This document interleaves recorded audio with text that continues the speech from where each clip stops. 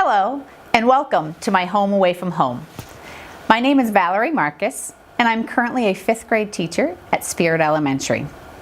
I've been an educator in Volusia County for the past 16 years, ranging in grades from 1st to 5th, 7th, a math intervention teacher, and an academic coach for several years.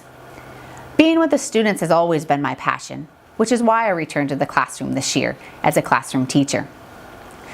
I hope after this interview you can get a little glimpse into why amazing things happen every day right here. Describe a teaching method or strategy you use to help students learn a concept or skill. One of the strategies I use on a regular basis, especially during math instruction, is task-based instruction. This includes starting with an engaging activity. This is a quick activity that allows students to build the interest in the lesson that we're doing or the skill that we will be talking about for the day. Students are then presented with a task. This task will cover a standard or a skill that has not been explicitly taught to the students yet. The goal is that the students will discover the strategies instead of having to teach them explicitly each strategy. At this point, we'll review what they know, what they are looking to find out, and what they're still wondering about the task. Students will spend about 3 to 4 minutes working independently. This is their brainstorming phase. During this phase, the students will try to think of strategies that they could use, knowledge that they already have that could help them in this problem, and maybe where they're going to still struggle. At this point, they're placed in collaborative groups or partners, and their goal now is to use math tools, math resources, and their knowledge of mathematics to solve the task. This may be difficult because they may have no prior knowledge to this standard or skill. However, they can often build upon what they do know to get to the solution. During this time, I'm rotating around with the groups, with the partners, and asking guiding questions. I'm collecting data, anecdotal notes, making observations on students and where they are in the learning process. One of the major pieces of this is the act of listening as the teacher. They can usually walk each other through the discussions if we kind of just sit back and listen to where those discussions are headed and join as needed. As students finish up their group and partner work, I then pull the students back together as a class, and I have students share their strategies. These start from the most concrete to the most abstract, and this is a purposeful choosing, and that way students will see that we start with the most concrete, which are the simplest strategies, and we build to the most abstract, so all students can relate to a strategy to where they are in their learning process. To summarize this learning at the end, students then do a summary or a reflection in their journals. They summarize what they learned that day, where they struggled, and what they still may need to have some assistance with. This not only allows them to reflect back on their lesson, but also allows me as the teacher to see where they felt they were in the learning for the day. Describe strategies you use to encourage higher order thinking. Related to that task-based instruction, across all curriculum areas, I often use these strategies that will start with a task or start with a skill that students have to explore first.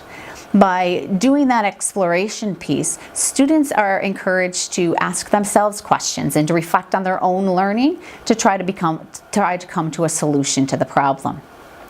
Those task-based instruction questions are also great for collaboration and communication between students. If a student is struggling, often another student can help them in the process. One of the biggest pieces of that is, as a teacher, to step back out of the equation and watch it from the outside and see where is their learning, where are they going, and do they need assistance or guiding questions to help them get there. What aspects of the classroom environment are essential for student learning? My classroom focuses on building a positive culture for learning, as well as building positive relationships with the students. Learning cannot be maximized if this positive relationship with the students and the classroom does not exist. We will start out by doing a variation of the responsive classroom method. Students enter the classroom, they use a greeting, we do a sharing, and we do a group activity on a daily basis. This greeting allows students to make eye contact with one another, to practice their handshakes, to practice their greetings, and it also allows every student to be greeted by name on a daily basis. I stand at the door and greet students as they enter so that they start their day on a positive note. Developing this relationship allows students to feel safe and comfortable, and it creates an environment where they're comfortable being vulnerable and making mistakes with one another and agreeing to disagree and explaining why they may disagree in situations. Without building those relationships up front, learning cannot be maximized to the full extent. What steps do you take to include parents in their child's education? Just as important as building those student relationships in the classroom is building the parent relationships from day one. The first few weeks of school, I contact every parent in my classroom and I just welcome those communication lines.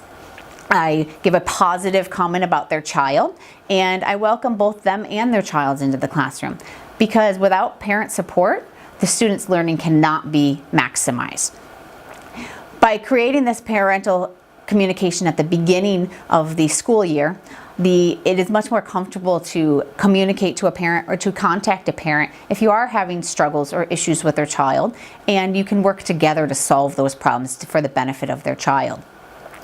I also use Class Dojo on a daily basis to communicate with parents as needed, and I hold several activities throughout the school year where parents are invited in so that students can share their learning with their parents. Open house is not a sit and get activity in my classroom. It is not me presenting in the front of the room to the parents.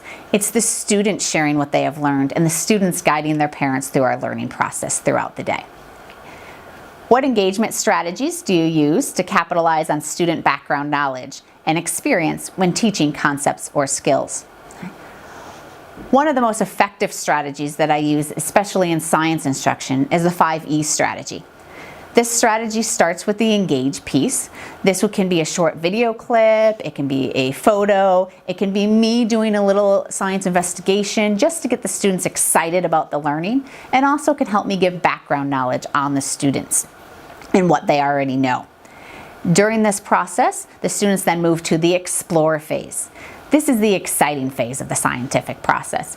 The students will then participate in hands-on exploration, and they will do inquiry through their own exploration. Students are not told what the goal of the lesson always is.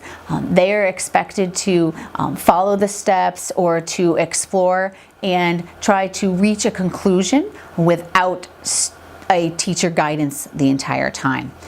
During this time, I am rotating around. I am helping students as needed, but the goal here is to really just take that step back and to just observe from the outside and allow students to do the learning.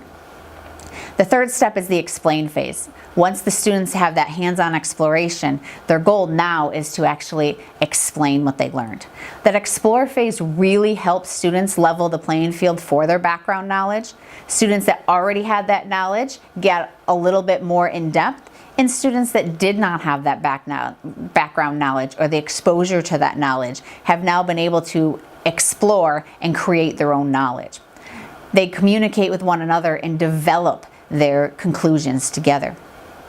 The fourth phase is extending. They now take that learning that they got and they extend it to new situations and new environments. And this is very important because it allows them to apply the knowledge they learned.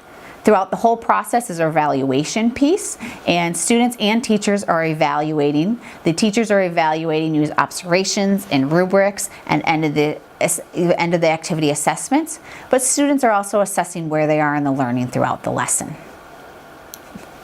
How do you provide opportunities for students to assess their own learning?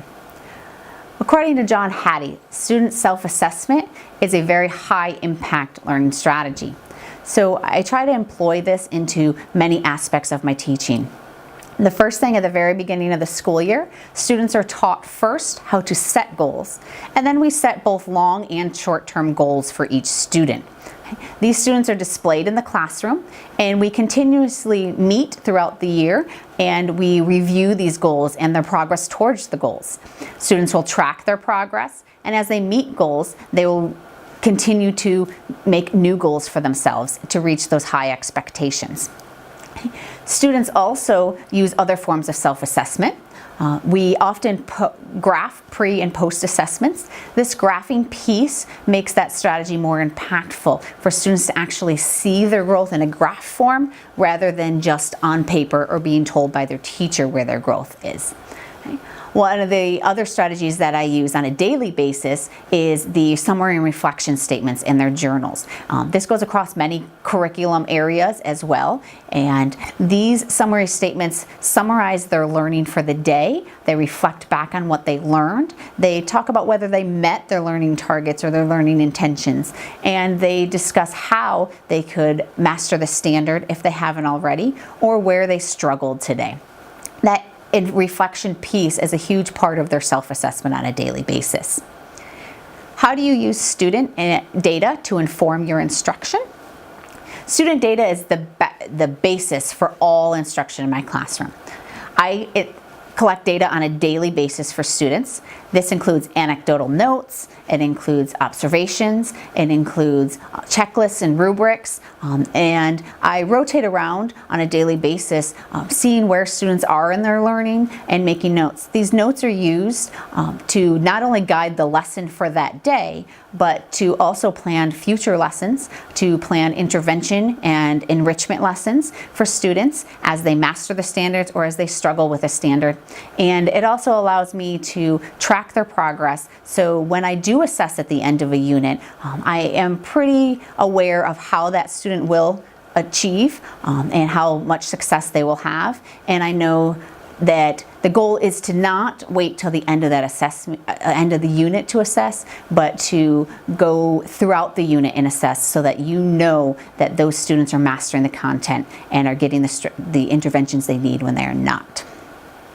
How will you grow as a professional educator and stay current in your field? The day that I stop growing in the education field is the day I know it's time to retire.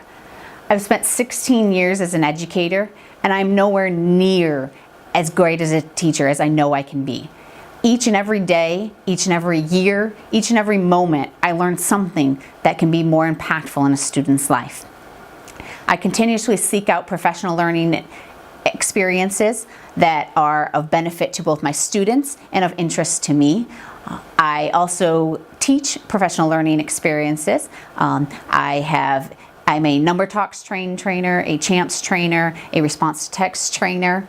I seek out opportunities that are going to be impactful every day in a child's life. I returned to get my master's degree a few years ago, and this is just another tool in my belt that can help me be a better teacher each and every day. My passion is working with students, and I'm back in the classroom this year specifically because I missed being there each and every day, working with the children and seeing them grow and the smiles on their faces. I continue to learn from each and every colleague that I have in each and every environment that I'm in.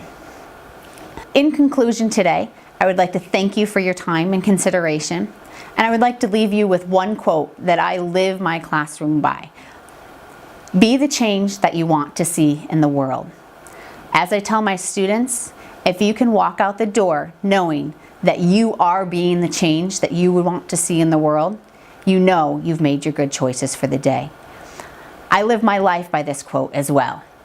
And if one student can go home, one student can say that I was the change in their world that made a difference in their life, I know that every extra minute that I spend, every lesson that I plan, every extra hug that I give, every extra moment that I devote to this classroom has been worth it because the passion is with the children. Thank you.